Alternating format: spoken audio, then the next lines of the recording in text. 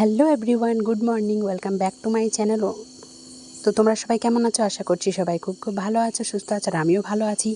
তো এখন বাজে হচ্ছে 9:30, আর আমি একটু রেডি হচ্ছি। যাচ্ছি কোথায়? তো চলো তোমাদের সাথে একটু শেয়ার করি। আজকে যাচ্ছি হচ্ছে পুরুলিয়া, একটা মিট আপের ব্যবস্থা করেছে আস্তিক দিওয়ানা, তো সেখানেই আমার যাওয়া হচ্ছে। তো আমি এই যে এখন একটু রেডি হচ্ছি, ফাইনালি রেডি হয়েও গেছি। তো তোমরা একটু কমেন্ট করে বলো আমাকে কেমন লাগছে। আর এই দিকেও ফোন ঘাটছে, অনেকক্ষণ থেকে বলছি তাড়াতাড়ি করে রেডি হও রেডি হও, তো হচ্ছেই না। আর এখন আমার আজকে নাস্তা টাস্তা কিচ্ছু করা হয়নি, তো এভাবেই যাব। রাস্তাতে যদি নাস্তা করি তো করব। তো এই যে দেখো, আমি বলছি তাড়াতাড়ি রেডি হয়ে যাও, আমিও হয়ে গেছি। তো চলো এবার আমরা বেরোবো, দেখতে থাকো তোমরা ব্লগটা, আশা করি তোমাদের খুব ভালো লাগবে। তো আমরা এখন বেরিয়ে পড়েছি, এখন হচ্ছে যাচ্ছি এই যে আমাদের পাহাড়ি ঘোড়া রাস্তা দিয়ে, তারপরে যাব সোজা পুরুলিয়া। তো আমরা এখানে আছি 3জন, আমি আছি, আমার এক দেওর আছে, আর আমার বর আছে। তো 3জন মিলে যাচ্ছি। এখন এই যে পুরুলিয়া রোড ধরে নিয়েছি আর রাস্তায় যাচ্ছি। রাস্তাতে একটু দাঁড়িয়েছিলাম, নাস্তা করেছি, আর একটু নার্ভাস লাগছে, কি হবে না হবে এখন কিছুই জানা নেই। তাও যাচ্ছি, গিয়ে দেখি, পুরোটাই তোমাদের সাথে শেয়ার করছি কেমন কি হচ্ছে না হচ্ছে। এটা তো পরশুকার ভিডিও, আজকে আমি এডিটিং করার জন্য দিতে পারিনি, তো আজকে আমি এটা দিচ্ছি। আর সেদিনকে এমন অবস্থা হয়েছে যে আমি কারোর সাথেই দেখা করতে পারিনি, কারণ আমাকে খুব তাড়াতাড়ি চলে আসতে হয়েছে। আমার বর বিরক্ত হয়ে যাচ্ছিল, ওর তো এসবে কিছু ইন্টারেস্ট নেই, তবু ও বিরক্ত হয়ে যাচ্ছিল। তো কিছুক্ষণ বসেছি, একটু দেখেছি প্রোগ্রামটা, আর যখনই আমাদের ডাকবে অবস্থা, তখন তার আগে আমরা বেরিয়ে চলে এসেছি। তারপরে আমাকে ফোন করে বলছে যে হ্যাঁ, তোমাকে অনেকক্ষণ থেকে ডাকা হলো তোমার নাম ধরে ধরে, কিন্তু তুমি এলেই না।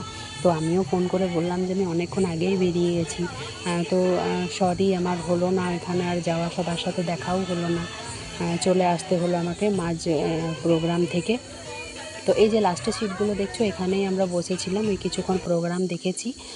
অনেকেই এসেছিলো, মিষ্টি প্রিয়া এসেছিল, তারপরে সরস্বতী দি এসেছিল, তারপরে আস্তিক দিওয়ানা, প্রিয়া দি, তারপর হচ্ছে বিজয় কিং, সেই ছোট বাচ্চাটা, যার জন্য ফেসবুকে আমার ভিডিওটা ভাইরাল হয়েছে। তো সবাই এসেছিল, ওই দূর থেকেই দেখা হয়েছে।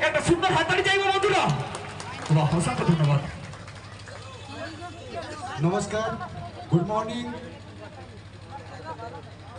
আজকে এই অনুষ্ঠান আমাদের খ্যাতনামা শিল্পীকেও আমি এই মুহূর্তে ডেকে নিচ্ছি, ওনার শুটিং আছে, আজকে একটু কাজ আছে, তাই আমি সে আমাদের যে সুন্দর গান হিটের পর হিট দিয়েছেন পুরুলিয়া জগৎকে, সেই শিশুপাল সহিস এসেছেন আমাদের ভালোবাসাই, আপনাদের ভালোবাসার টানে, তো ওনাকে আমি মঞ্চে ডেকে নিচ্ছি। শিশুপালদা please come on the stage.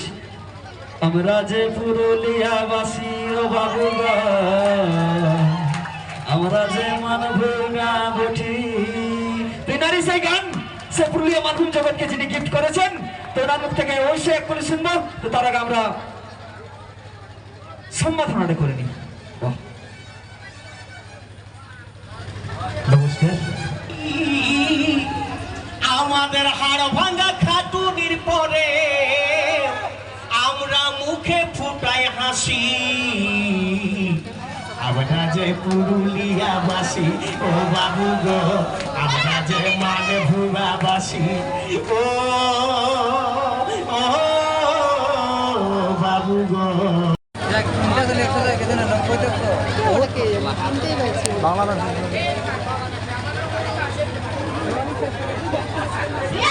আমি তাকে বলতে বলবো সরস্বতীর জন্য।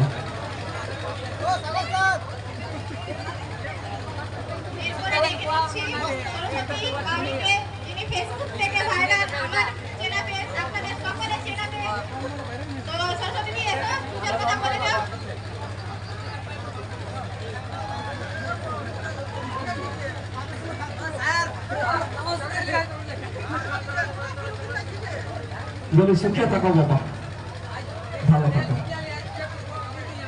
দিনে এত ছোটটাকে প্রণাম করে বিপদ হয়ে গেল কি? বলি হ্যাঁ, কেন কালোটা দেখে বলছো নাকি? সেই তো মানে কালোটা জিনিসটাকে বুড়া বুড়াটা বেশি লাগছে, বুঝলে? তো সরস্বতীকে আমি 2-4 কথা কিছু বলার জন্য রিকোয়েস্ট করবো, ও তার মূল্যবান মধুর কথা কিছু শুনবো।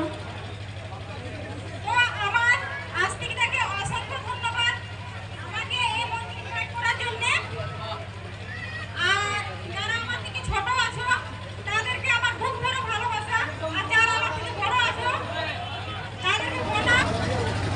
ভাইন্স থেকে ইউটিউবের পর্দায় যারা ভাইরাল, যাদের মিলিয়ন মিলিয়ন ভিউ, ভালোবাসা আপনারা দিয়েছেন, তো তাই তাদেরকে মঞ্চে আমরা বরণ করে নিচ্ছি। আমাদের গুরু ভাই এসেছেন কিছু সহযোগিতা করার জন্য। গুরুচরণ মানে তো তুমি আপনি দিয়ে কথা বলি না, ওই জন্য ছলকে দিয়েছে আমরা। ছলকে দিচ্ছে। আমরা যেটা চলতে ভাষা কথা বলছি সেটা যদি বলি তা ঠিক আছে। নাকি দাদা? যে কেউ কোথায় কারো কান দিও না, কান দিও না। যে যা বলছে বলো, তুমি তোমার কাজ করে যাও। আজ আমি এই জায়গায় করেছি, কাজটা করেছি, তবে এই জায়গায় আমি দাঁড়িয়ে আছি। আজ তোমরা কাজ করো, আজ তোমরা এই জায়গাটা দাঁড়াবে কিনা? তো এই যে বৃষ্টি থেমেছে আর আমরা বেরিয়ে পড়েছি। তারপরে আমার আর প্রোগ্রামও দেখা হয়নি আর কারোর সাথে মিট আপ করাও হয়নি। অর্ধেক প্রোগ্রাম দেখেই আমি চলে এসেছি। তো ভিডিওটা কেমন লাগলো একটু কমেন্ট করে জানিও। টাটা।